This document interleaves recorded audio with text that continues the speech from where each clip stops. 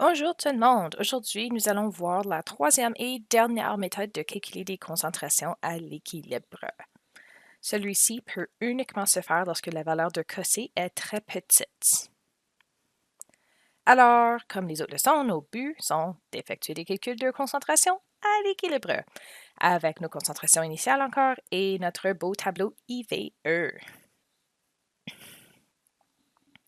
Donc, je vais vous introduire à la règle 2000, qui est quelque chose que tu peux appliquer au calcul d'équilibre dans certaines circonstances afin de simplifier les calculs. Ces circonstances-là, c'est lorsque la valeur de Cossé est très petite. Donc, si la valeur de Cossé est très petite, essentiellement, ça veut dire que tu as divisé un très petit nombre par un assez grand nombre. Produit sur réactif, ça veut dire qu'on a produit vraiment très, très peu de produits. L'inverse, ça veut dire qu'on a aussi utilisé très, très peu de réactifs. Donc, l'idée, essentiellement, avec ces valeurs de Cossé très petites, le changement au réactif sera vraiment petit comparé à sa concentration initiale. Et donc, on peut faire une approximation. Donc, par exemple, ça serait comme si je prenais ce gros pot de petits billes ici et j'en sortais 3 pour créer un produit avec. 0 produit versus 3 produits, ça c'est une assez grande différence. Mais 1000 billes versus 997, pas tellement une grande différence. Donc, on va être capable d'approximer la concentration des réactifs à l'équilibre. Je vais vous montrer bientôt. Donc, ça c'est essentiellement la règle de 1000. Tu peux faire cette approximation-là seulement si la concentration initiale des réactifs est au moins 1000 fois plus grande que la valeur de Cossé. Donc, on va faire un petit calcul pour vérifier ça. Tu peux vérifier ça immédiatement pour voir si c'est possible après avoir fait ton tableau IVE pour n'importe quel cas. Mais en particulier, si tu suis la méthode régulière et tu trouves que tu tombes avec une expression où c'est impossible de le résoudre avec les méthodes que nous avons vues, tu peux vérifier si la règle de 1000 est applicable à ce point-là aussi. Bon, on va aller faire un exemple de ça. Alors, la réaction suivante se déroule à 2000 Kelvin et la valeur de Cossé, c'est 6,4 fois 10 à la moins 7. On a placé 0,25 mol de CO2 dans un contenant de 1 litre. Calcule la concentration de chaque substance à l'équilibre. Alors, je n'ai qu'un seul réactif ici, ça c'est la bonne nouvelle. Alors, une seule quantité. Bon, alors j'ai ma réaction chimique. Nous aurons besoin de ça pour notre tableau IVE. J'ai ma valeur de Cossé. Et nous avons la quantité de dioxyde de carbone et aussi le volume du contenant. Puisque c'est 1 litre, ça sera ça divisé par 1, donc on peut donner la concentration. Alors, je vais juste écrire concentration initiale de dioxyde de carbone, 0,250 mol par litre. Donc, lorsque c'est 1 litre, pas nécessaire de faire le calcul. Bon, prochaine étape, c'est notre beau tableau IVE. Alors, on va continuer avec ça. Donc, à date, processus normal.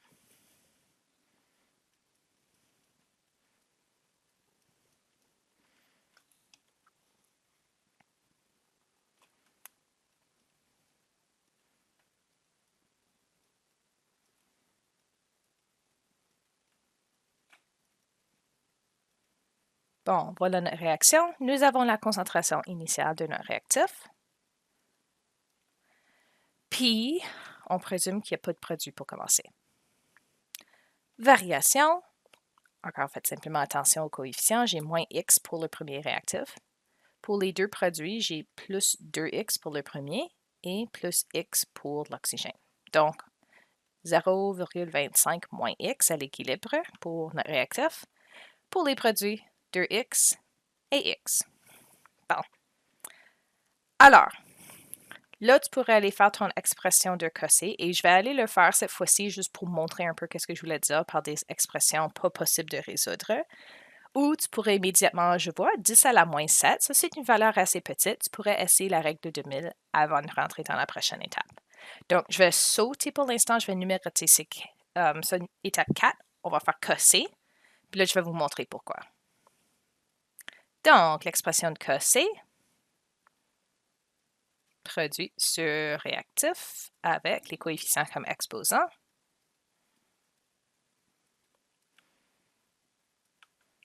En bas, dioxyde de carbone. Et voilà. Bon, nous avons la valeur de Cossé, alors je peux remplacer ça.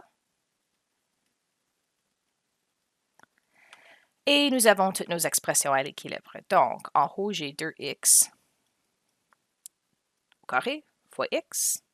En bas, j'ai 0,25 moins x. Bon, là, si je développe, je vais avoir un petit problème. En haut, 2x au carré, c'est 4x. Donc, ça va donner 4x au carré fois x. Alors, en fin de compte, 4x au cube.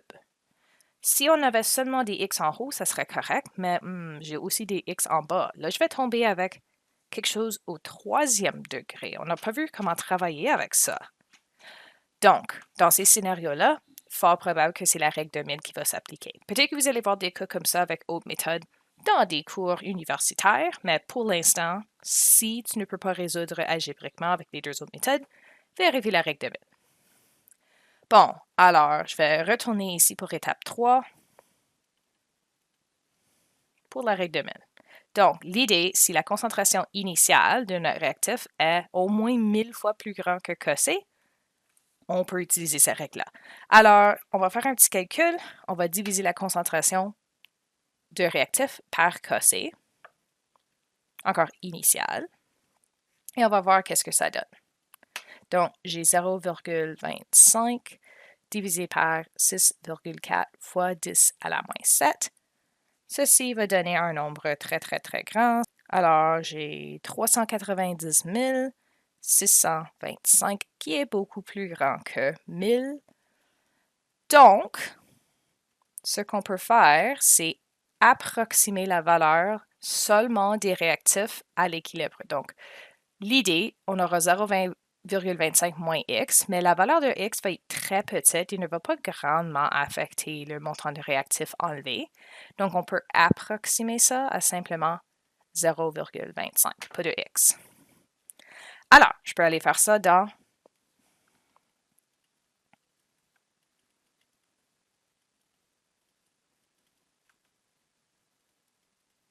Alors, je vais mettre 4x au cube, puisqu'on a déjà fait ce calcul-là. Et en bas, au lieu de 0,5 moins x, simplement 0,5 à cause d'une règle de 1000. Encore, si la valeur obtenue n'est pas plus grande que 1000, tu ne peux pas appliquer cette règle-là. Bon, maintenant que ça c'est fait, nos calculs sont simplifiés. J'ai enlevé le x qui était là, donc je dois simplement multiplier le bord. Donc, j'ai 6,4 fois 10 à la moins 7 fois 0,25 est égal à 4x au cube.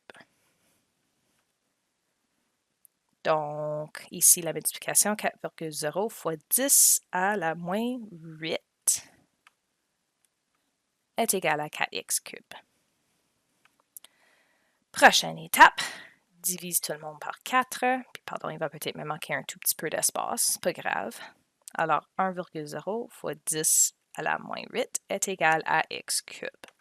Là, on peut isoler. Il faut simplement prendre la racine cubique. Alors, faites juste attention au bouton sur la calculatrice, pas la racine carrée, mais la racine cube. Bon, et si tu fais ça, pardon, je vais tasser la réponse finale ici. On obtient 2,15 fois 10 à la moins 3 est égal à x. Bon, là, la dernière étape, maintenant que nous avons la valeur de x, c'est de trouver nos concentrations à l'équilibre. Alors là, je vais descendre la page pour faire l'étape finale.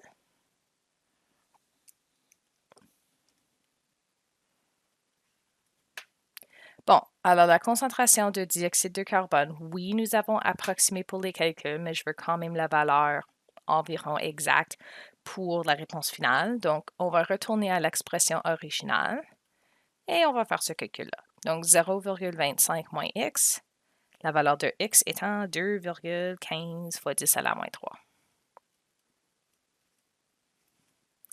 Puis, si tu fais ça, tu devrais obtenir 0,246 mol par litre. Bon, pour les deux produits, le monoxyde de carbone, La valeur, c'est 2x, donc 2 fois 2,15 fois 10 à la moins 3. Alors, une concentration de 4,3 fois 10 à la moins 3 mol par litre. Et enfin, l'oxygène, simplement X, donc 2,15 fois 10 à la moins 3.